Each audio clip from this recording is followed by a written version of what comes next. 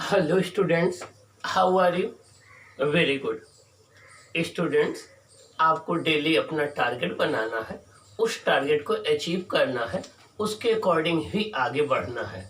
आपको हर कॉन्सेप्ट को बहुत अच्छे से स्टडी करना है और उसको कंटेम्पलेट करना है, फिर उसकी प्रैक्टिस करना है। जब तक आप उसकी प्रैक्टिस नहीं करेंगे तब तक उस कॉन्सेप्ट पर आपका कमांड नहीं बनेगा। ओके, आइए हम डिस्कस करते हैं इलेक्ट्रोमैग्नेटिक वेव्स में आगे। Next lecture, how electromagnetic waves are produced या sources of electromagnetic waves. Electromagnetic waves के सोर्सेज क्या हैं, इसके विषय में हम बात करेंगे। आइए हम देखते हैं कि इलेक्ट्रोमैग्नेटिक वेव्स के सोर्सेज क्या हैं। And accelerating charge as a source of electromagnetic wave and accelerating charge as a source of electromagnetic waves। Electromagnetic waves का जो सोर्स है वो एक एक्सेलरेटिंग चार्ज है। क्या है? एक्सेलरेटिंग चार्ज है। तो आपको देखना है कि एक्सेलरेटिंग चार्ज किस तरीके से इलेक्ट्रोमैग्नेटिक वेव का सोर्स है। Step 1, a stationary charge only produces electrostatic field that do not change with time, dE upon dt equal to 0। इस फर्स्ट पॉइंट का मतलब ये हो गया कि जो आपका स्टेशनरी चार्ज होता है या जो चार्ज रेस्ट में होता है वो अपने चारों ओर इलेक्ट्रोस्टैटिक फील्ड प्रोड्यूस करता है जो कि टाइम के साथ चेंज नहीं होती है, मीन्स टाइम के साथ कांस्टेंट होती है। कोई भी स्टेशनरी चार्ज होता है तो वो अपने चारों ओर इलेक्ट्रोस्टैटिक फील्ड प्रोड्यूस करता है जो टाइम के साथ चेंज नहीं होती है। A charge in uniform motion produces electric field and magnetic field that do not change with time, dB upon dt equal to 0, d upon dt equal to 0।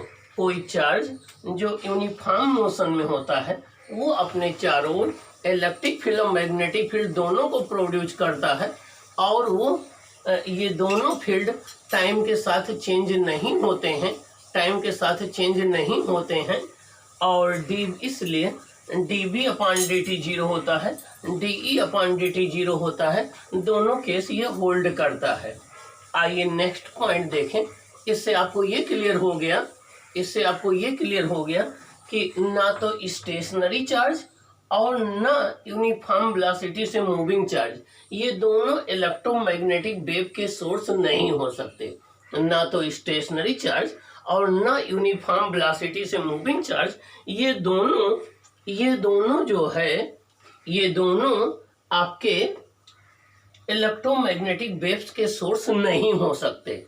Okay, ना stationery charge ना uniform velocity से moving charge, ये दोनों electromagnetic wave के source नहीं हो सकते।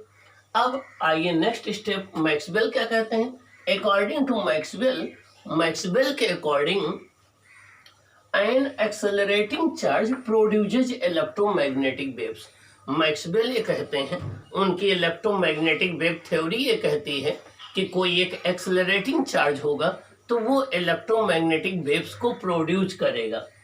N accelerating charge produces electromagnetic waves. कोई एक एक्सेलरेटिंग चार्ज जो है वो इलेक्ट्रोमैग्नेटिक वेव्स को प्रोड्यूस करता है। कोई एक एक्सेलरेटिंग चार्ज जो है वो इलेक्ट्रोमैग्नेटिक वेव्स को प्रोड्यूस करता है। अब हम एग्जांपल ले लें। If we take a charge oscillating harmonically का मतलब ही हो गया कि वो साइन या कास के फंक्शन के रूप में चेंज कर रहा हो। हार्मोनिकली का मतलब हो गया कि वो जो ऑसिलेट कर रहा हो साइन या कास के फंक्शन के टर्म में ऑसिलेट कर रहा हो तो उसे हम हार्मोनिकली बोलते हैं। तो if we take a charge oscillating harmonically with time, this is an example of accelerating charge. हम एक ऐसा चार्ज ले लें जो टाइम के साथ हार्मोनिकली चेंज हो रहा हो, तो ये एग्जांपल होता है एक्सेलरेटिंग चार्ज का। मीन्स जैसे हम चार्ज कंसीडर कर लें Q equal to Q naught sine omega T, या हम ले लें Q equal to Q naught cos omega T. अगर हम ऐसा चार्ज लेते हैं तो हम ये कहेंगे कि ये ऑसिलेटिंग या एक्सेलरेटिंग चार्ज है। और ये साइन या कास के फंक्शन में चेंज हो रहा है तो इसको हार्मोनिकली चेंजिंग चार्ज भी बोलेंगे। नेक्स्ट है this charge produces N oscillating electric field in its surrounding. अगर इस तरीके का कोई चार्ज है जो कि हार्मोनिकली ऑसिलेट कर रहा है तो वो अपने चारों ओर एक इलेक्ट्रिक फील्ड प्रोड्यूस करेगा, which in turns produces an oscillating magnetic field surrounding it। और ये जो है अपने सराउंडिंग में एक मैग्नेटिक फील्ड प्रोड्यूस करेगा, मीन्स ये अपने सराउंडिंग में एक मैग्नेटिक फील्ड प्रोड्यूस करेगा। ओके, तो मीन्स ये जो चार्ज होगा वो इलेक्ट्रिक फील्ड प्रोड्यूस करेगा और ये जो चेंजिंग इलेक्ट्रिक फील्ड होगा वो अपने सराउंडिंग में क्या प्रोड्यूस करेगा, मैग्नेटिक फील्ड प्रोड्यूस करेगा। Means this charge produces N oscillating electric field in its surrounding which in turn produces an oscillating magnetic field surrounding it। अगर कोई एक ऑसिलेटिंग चार्ज है तो वो अपने चारों ओर एक ऑसिलेटिंग इलेक्ट्रिक फील्ड प्रोड्यूस करेगा और वो ऑसिलेटिंग इलेक्ट्रिक फील्ड जो है एक ऑसिलेटिंग मैग्नेटिक फील्ड प्रोड्यूस करेगा। Okay, this process continues as oscillating charge as oscillating electric and magnetic field acts as a source of each other. ये process continue रहती है क्योंकि इलेक्ट्रिक और मैग्नेटिक फील्ड एक दूसरे के लिए खुद का सोर्स का काम करते हैं। मीन्स इलेक्ट्रिक फील्ड जब टाइम के साथ चेंज होती है तो मैग्नेटिक फील्ड प्रोड्यूस होता है, मैग्नेटिक फील्ड टाइम के साथ चेंज होती है तो इलेक्ट्रिक फील्ड प्रोड्यूस होती है, तो दोनों एक दूसरे के सोर्स का काम करते हैं, तो ये प्रोसेस कंटिन्यू होती रहती है। Hence we can conclude that an electromagnetic waves originate from an oscillating charge. इससे हमने ये कंक्लूजन निकाला कि कोई भी इलेक्ट्रोमैग्नेटिक वेव्स एक ऑसिलेटिंग चार्ज के द्वारा प्रोड्यूस होती है। कोई भी इलेक्ट्रोमैग्नेटिक वेव्स एक ऑसिलेटिंग चार्ज के द्वारा प्रोड्यूस होती है। आइए नेक्स्ट पॉइंट देखते हैं, स्टेप थर्ड। अब क्वेश्चन ये उठता है कि जो इलेक्ट्रोमैग्नेटिक वेव्स प्रोड्यूस होती हैं उनकी फ्रीक्वेंसी कितनी होती है, वो फ्रीक्वेंसी किस बात पर डिपेंड करेगी। तो जो आइए उसके विषय में जानते हैं। The frequency of electromagnetic wave is equal to the frequency of the oscillating charge. जो चार्ज ऑसिलेट कर रहा है उसकी जो फ्रीक्वेंसी होगी 1 सेकंड में उसके जितने ऑसिलेशन होंगे वही फ्रीक्वेंसी उस ऑसिलेटिंग चार्ज से प्रोड्यूस होने वाली इलेक्ट्रोमैग्नेटिक वेव की होगी। मीन्स जो फ्रीक्वेंसी ऑसिलेटिंग चार्ज की होगी वही फ्रीक्वेंसी उस ऑसिलेटिंग चार्ज से निकलने वाले इलेक्ट्रोमैग्नेटिक वेव की होगी। The energy carried by the wave का अब क्वेश्चन अगला उठता है कि जब इलेक्ट्रोमैग्नेटिक वेव्स चलती हैं तो अपने साथ एनर्जी और मोमेंटम ले जाती हैं। ये एनर्जी उनको कहाँ से मिलती है? ये एनर्जी उनको जो सोर्स उस चार्ज को ऑसिलेट कराता है वो सोर्स एनर्जी प्रोवाइड करता है चार्ज को, तो उस सोर्स से एनर्जी मिलती है।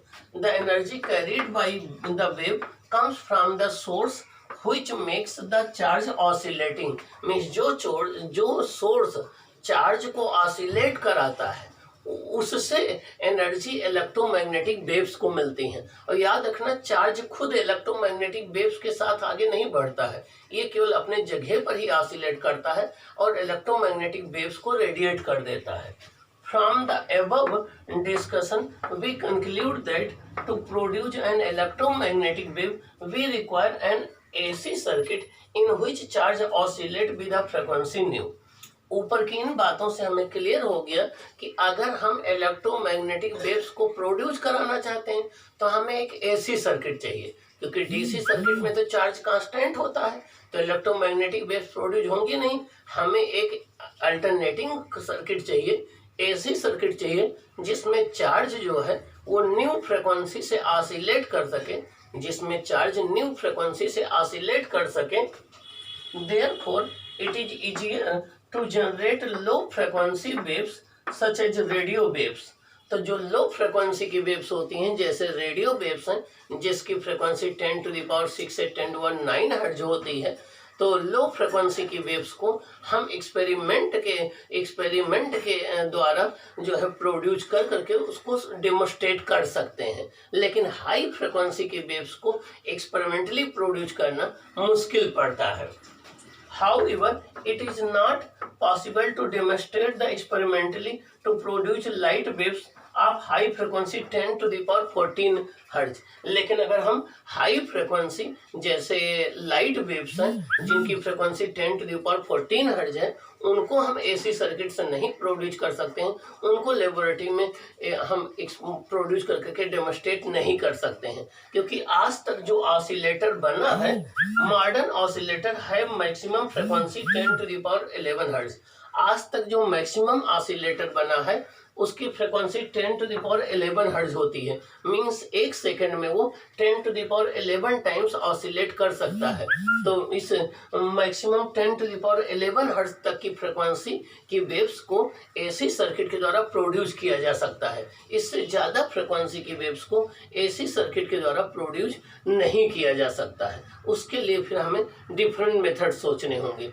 ओके, तो ये रहा कि अब इसी पर हर्ज एक साइंटिस्ट थे जिन्होंने एक्सपेरिमेंटली डेमोस्ट्रेट किया कि हाँ रेडियो वेव्स एग्जिस्ट करती हैं और रेडियो वेव्स को प्रोड्यूस करके बाद में मार्कोनी एवं जगदीश चंद्र बोस ने दिखाया था। ओके, तो आइए हम देखते हैं कि ये कैसे जो है एक्सपेरिमेंटली प्रोड्यूस होती हैं। ओके,